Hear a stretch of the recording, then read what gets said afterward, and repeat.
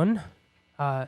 My name is Jay. Welcome to another one of these videos where I don't just sit and play, but instead I try to talk about the things that I am a little bit of a nerd about. Again, this I'm not really known for gear videos. Obviously, I'm not really known for anything, I guess, but this is something that's fun. I like to watch these, and I like to make content and practice my video editing, recording abilities. So I figured I would do this video. And in this video, it's kind of I have kind of two objectives here. First, I wanted to show off this sweet new custom pedal that I got. And I'll tell you a little bit more about that in a second. And then after that, I'm going to sort of demo it by showing you, a few ways that I really like to use delay pedals that you might not have thought of. I'm not really sure what I'm going to call this video, but it's sort of 3 cool ways to use a delay pedal. Also, kind of 3 reasons that I think delay pedals are, some of the most versatile pedals that you can own. So we'll take it from there. So first, I just wanted to run down what this pedal is. This is just sort of a straight down the middle analog sort of tape emulation delay pedal that I got from this great pedal company called Cascade Pedals. You can see that little logo at the bottom. I think it's a single guy operation from North Carolina, I think it is.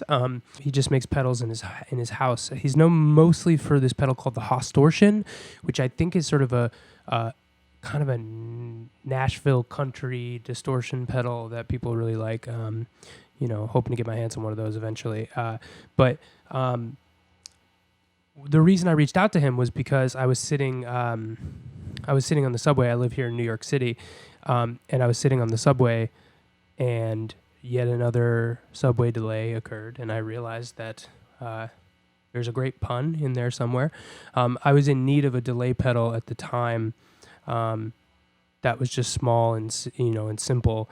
And so I had been, an Instagram fan of Cascade pedals for a long time. And I reached out to him and was like, hey, would you be willing to let me have a little joke on myself and build me a simple delay pedal? And he nicely obliged. So this is called the Subway Delay. And you can't really see all the artwork and the labels, but I'll put on I'll put a close-up of it so you can kind of see better. But this has all the standard delay features. It has obviously the delay level. It has the delay.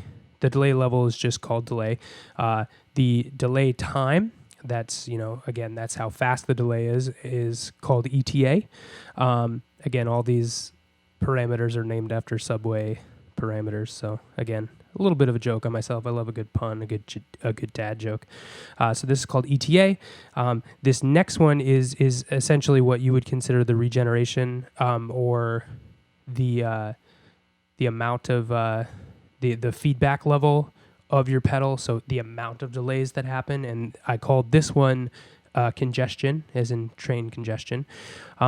And then we've got a simple tone that brings, rolls off some of the high end or brings in a little bit more crispness on the delay, and I called this screech. And then this last one is just a simple modulation. I had him, the chip he was working with was able to work in a modulation on the delays, and this one's called Jostle. And then this is just the bypass switch. So this is called bypass station. Again, I'm really hitting the puns hard here. And then this last one, I asked if he could put in a momentary foot switch. That's just a soft switch that when you hold it down, it puts the pedal into max feedback zone. So it starts to self-oscillate. And so I had him put that on there. I just put a barefoot button on here so I know when I'm hitting it or not, because it's a little bit of a hard thing to control. I'll show off that in a second. But I called this one the third rail. So you never want to step on the third rail. So unless, you want that sweet sound. So again, it's a cool pedal. The artwork I, designed myself and sent it over. And he did a great job of building the pedal, putting, lining the artwork up. We had a nice back and forth about what would work and what wouldn't work. And then he, put the epoxy around the outside or like a clear coat. And it came in a really professional box. So it's great stuff. If you want to check out the Distortion, you can go to Cascade Pedals. That's their name on Instagram. you can also reach out to him. I know he does custom builds a lot. I think he has this SpongeBob pedal that he uses an old SpongeBob toy to make. So again, it's he's a guy who's really willing to do some wacky things, and I think he's really trying to try stuff out at the same time. So give him a shout. I think the first way that I want to bring in the delay is using the delay as sort of a reverb in a way. So if you, again, everybody sort of knows the slapback delay, which is, it's a great thing to have a delay for. It kind of adds that country tone, adds that sort of like wobbliness. But if you bring it back just a little from slapback, you can actually get sort of a room reverb, really short tail reverb in it. And I think that sounds really cool. First, here's my dry signal. I'm just playing my Guild Starfire. It's a newer one, a really great sort of simple guitar that's not as I like it because it's not as fat as the sort of other 335 style guitars. And then I'm just running through you can't really see it, but it's my Princeton reverb. This is a 68 reissue back there, so it's just out of my guitar into this pedal and into the Princeton. So this is the sound of the guitar without any delay.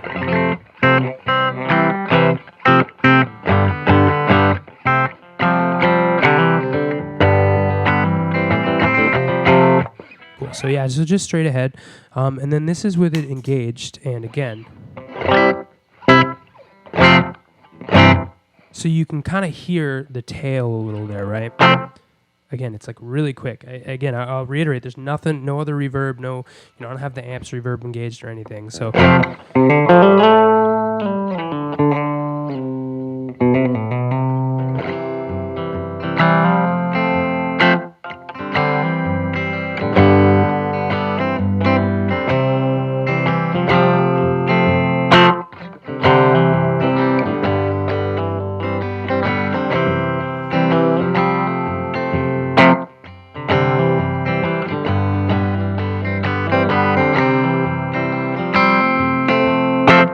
So again, it's if you look at the settings here, every reverb pedal is going to be a little different, but I have the delay pretty low, just the level of the effect pretty low, and then I have the ETA pretty low too. It depends on what the range of your delay is. Digital delays are going to be a whole different thing.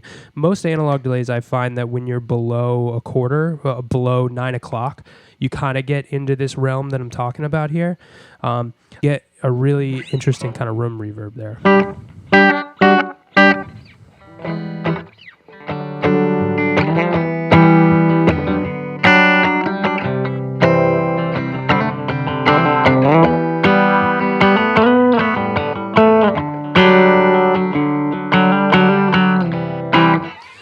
So the next thing that I wanted to show was how you can use a tape style delay like this to actually give you some modulation effects. So again, what's important to note on this one is that you have this modulation, this delay modulation control on it. Again, that modulation is only going to affect the tail of the delay, right?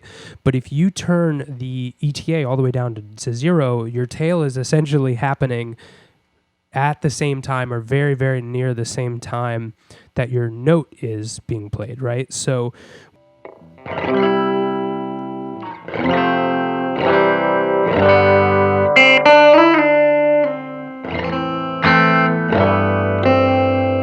you hear that kind of subtle chorusy. So what's difficult about that? The actual regen affects how much of that and how fast that modulation is. So it's not just the level of the modulation. So if I crank the modulation on the delay all the way up,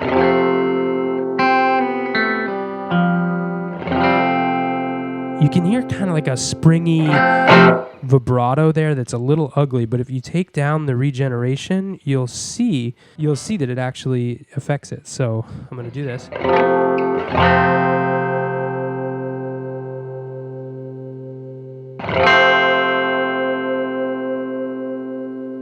So you hear it slowing down.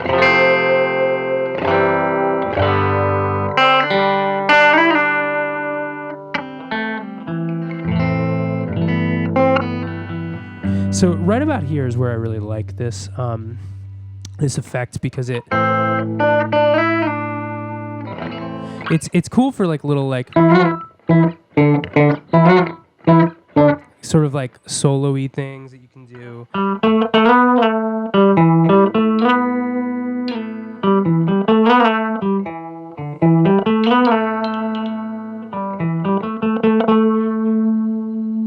So yeah, it's a cool trick if you can get extra crazy with it too. Turn kind of everything high.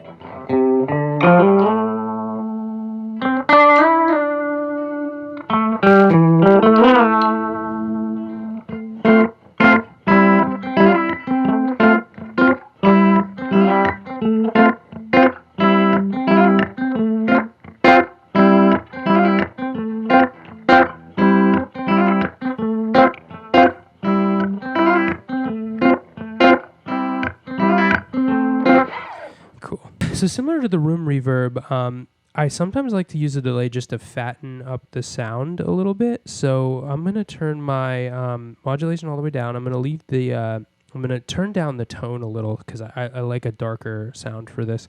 And then what you do is make sure your regeneration is up. Again, turn that all the way down, the delay time, and then keep the other one higher.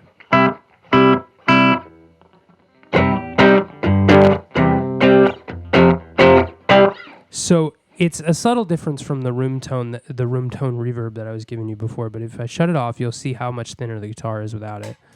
So.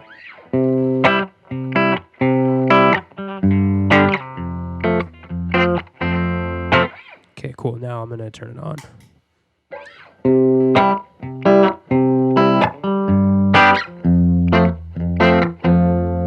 So again, this is you're getting a little bit of that room reverb. You're also just getting a thicker guitar tone. So that's kind of my third tip, and this is something that I find that if you really like the delay tone that you have, you might just turn on the delay always as like a subtle echo, which is a great, it's great to have as a guitar player. But try taking out some of those repeats so that you don't have that echo. But you still have the tone of your delay that you love. The fourth thing is going to be, this isn't anything super unique, but I think a lot of people, underestimate the ability for a delay to really affect how you play. This is one of those things that's like, you're on YouTube watching a gear video, but it's really, really hard to, to describe the feel of a pedal over YouTube, but it's so important. I think delay and overdrive are two of those things that really, really matter, how the pedal feels when you play, how it responds to your playing. So I'm just going to play, a few chords without the pedal, and then I'm going to turn it on to just sort of like what I consider a meat and potatoes delay and just show you what I mean.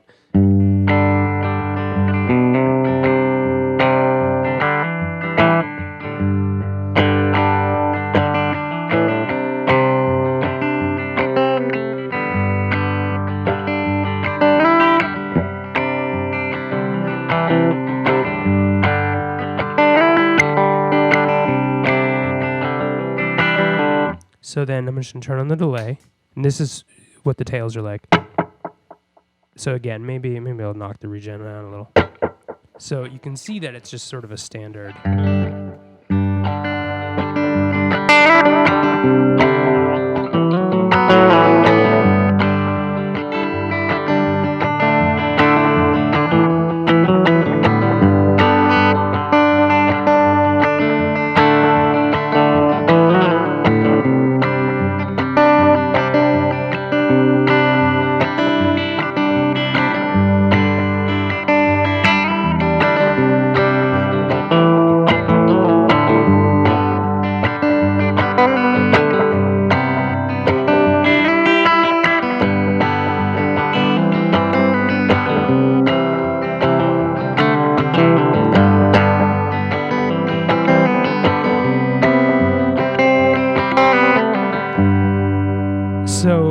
Yeah, again, I think, I don't know if it sort of came across, but the way I approached those, I was doing the same chords, the same key, sort of a similar feel.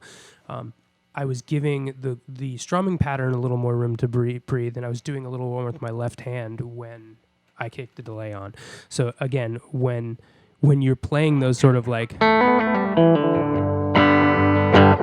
runs in between your chords, you'll probably play them differently, or play more of them or play less of them if you have that delay tail, because the delay tail is filling some space, right? Whether you're an always on delay player or you use delay as an effect, try turning it off or turning it on, depending on which one of those you are, and you'll get a little bit more inspiration, or you'll just get a different inspiration, I should say. That's just an idea. And then my last little bit here is a little bit less practical, but I wanted to just share the infinite regeneration effect that this pedal has. I have a Super Ego Plus, which is basically just like the third iteration of Electro Harmonix' freeze effect, which is really cool. What you do is when you hold it down, it'll grab that snippet of what you're playing on the guitar, and it'll hold it like a pad. There are 1,000 great videos showing that off. So, but what I like about that is, again, I'm a solo singer-songwriter player, so it allows me to create beds underneath what I'm playing that I can control and I can change, and that's great. But if you're looking into a delay, there are a few delays that have this function that I think it's a really good use of a delay pedal to have this option, because what you can do is you can very, very easily turn on and off this self-oscillation that is happening with the pedal. Now, again, it's not as subtle as a freeze effect. It's going to, sort of build and create lots of noise on your amp, but if that's what you want. So I'll show it off. So what you do is you hold it down, and then you hold this down. So you sort of heard that sort of build, boom, and I stopped it right before the self-oscillation. I think that this is my main trick with this. I think it's very easy to want to hold it down and leave it held and let the amp sort of build and crackle and break up, and that's really cool. I think that's cool for like shoegaze bands and for full band settings when you want to create a lot of noise. So this is a really handy thing to have if you play in that kind of band. But one thing I like to do is sort of let it dictate some of my sound, right? So again,